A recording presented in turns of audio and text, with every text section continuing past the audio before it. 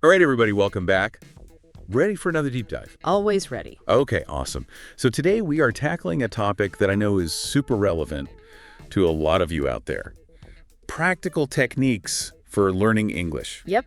Learning a new language is a big goal for a lot of people. Absolutely. And we're really going to try to give you some actionable stuff today. Things that you can actually start doing right away. Right. Like today, even. Exactly. Yeah. So to help us out, we're going to be looking at an episode from a podcast called Podcast Daily English. Have you ever heard of it? Yeah, I've listened to a few of their episodes. They've got some pretty good tips. Yeah, they do. And this episode we're looking at today was packed with so many cool ideas. I was taking notes like crazy. Same here. So I think one of the things that really stood out to me right away was this idea that there's no one right way to learn English. Yeah, they really emphasized that, didn't they? It's all about finding what works for you, what fits your learning style. Some people might love those super structured grammar lessons. And then there are others who might learn better by immersing themselves in movies or music. Exactly. And Podcast Daily English actually shared this funny story about one of their listeners. Oh, yeah. What was that, the one who learned grammar while jogging or something? Yeah. He would write out verb conjugations and stick them to his treadmill. That's hilarious. But hey, if it works right. Totally. I mean, it just goes to show that you got to get creative and find what clicks for you. And that kind of leads into another big point they made about the importance of daily practice. Oh, yeah, they were really hammering on that. The consistency is key. Yeah. But what I found interesting was that they weren't talking about those long, grueling study sessions. Right. It was more about microlearning. Exactly. Yeah. They were saying that even just 10 or 15 minutes a day can make a huge difference. They even had this cute name for it, the English espresso shot technique. I love that. So fitting. It really is, because it's those little bursts of energy throughout the day. Yeah, and even on your busiest days, you can probably squeeze in a few of those espresso shots. Absolutely. Yeah. And it's so much more manageable than feeling like you have to sit down for an hour and just drill vocabulary. Totally. And it actually makes it more likely that you'll stick with it in the long run. Right, because it's not this overwhelming task. It's just a few minutes here and there. And it actually makes it more fun, too.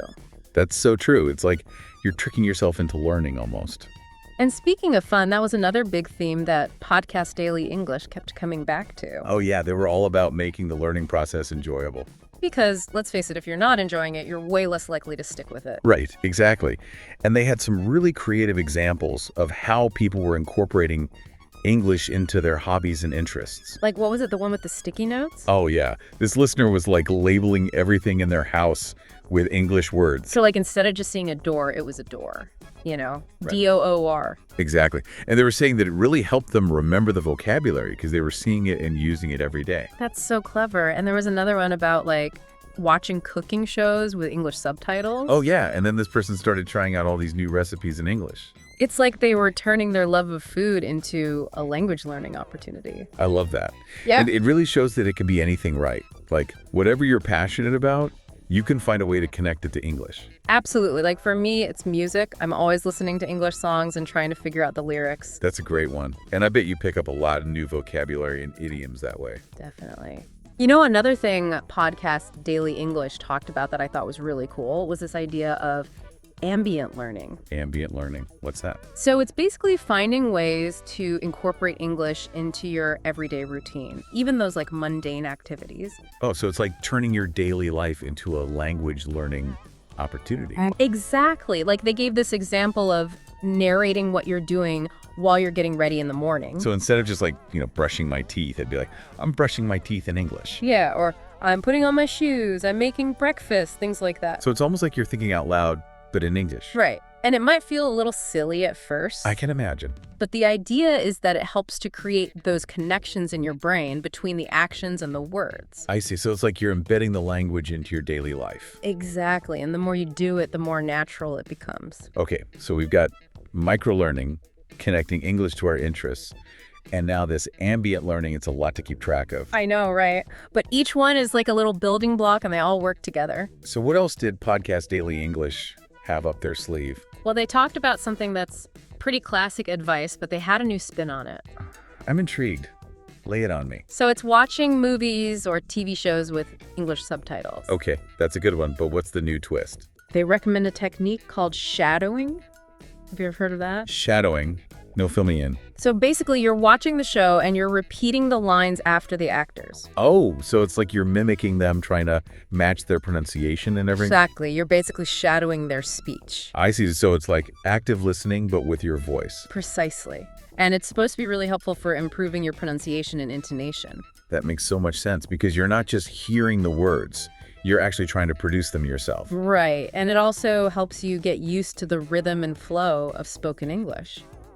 Yeah, I can see how that would be really valuable. Now, of course, we can't talk about fluency without talking about actually speaking the language. Of course, that's the ultimate goal, right? Being able to communicate with others. And Podcast Daily English had some great advice for how to get there. Like what? Well, they're big fans of language exchange partners. Oh yeah, I've heard of those. Where you connect with someone who's learning your language and you kind of teach each other. Exactly. And they had a whole segment on how to find a partner online and set up like regular video calls. That's cool because it gives you a chance to actually practice speaking in a real conversation. And it can be really motivating too because you're both working towards the same goal. I bet. And I guess the key there is to find someone who you actually enjoy talking to. Totally. It should feel more like a fun conversation than a study session. Exactly. Now, I know a lot of people get really nervous about speaking English, especially when they're first starting out. Oh, absolutely. Fear of making mistakes is a huge barrier for a lot of learners. Right. And it's totally understandable. But Podcast Daily English had a really great message about that. Do you remember what it was? It was something about like embracing the mess or something. Yeah. They said embrace the mess. And I love that because it's so true. Like, you're not going to be perfect from the start. Right, and that's okay. It's actually a good thing because making mistakes is how you learn. Exactly. Like every time you mess up, you have an opportunity to learn something new. And to improve, yeah. And Podcast Daily English really encouraged their listeners to shift their mindset about mistakes, to see them as valuable learning experiences. That's such a good point because it's so easy to get discouraged when you make mistakes. But if you can reframe it as part of the process, then it becomes less scary. Absolutely. And it's like with anything new, right? You're not going to be a pro overnight. Like learning to play an instrument or a new sport, it takes time and practice. Exactly. And learning a language is no different. And that actually brings us to another really important point that Podcast Daily English made about the importance of patience and motivation. Oh, yeah. They were saying that fluency isn't something that happens overnight. It's a journey. Right, and it's a journey that can have its ups and downs. For sure. There are going to be days when you feel super motivated and you're making great progress. And then there are going to be days when you feel frustrated and you want to give up. Totally. And that's totally normal. Yeah. But Podcast Daily English really stressed the importance of remembering your why. Yeah, like why are you learning English in the first place? What's your motivation? I And if know. you can hold on to that, it can really help you get through those tough times. And they actually shared this really inspiring story about one of their listeners. Oh, yeah. Tell me about it. So this listener had struggled with English for years, and they were about ready to give up. But they didn't. No, they stuck with it, and eventually they achieved fluency. Wow, that's amazing. Yeah, and they said that one of the biggest things that helped them was finding a community of other English learners. Oh, so like a support system. Exactly. People who were going through the same struggles and could offer encouragement and advice. I love that because it reminds us that we're not alone in this. Right. There are so many other people out there who are learning English too. And we can all learn from each other's experiences. Totally. Now, I know we've covered a ton of information today. We really have. I feel like my brain is full. Mine too. But let's try to recap some of the key takeaways from Podcast Daily English.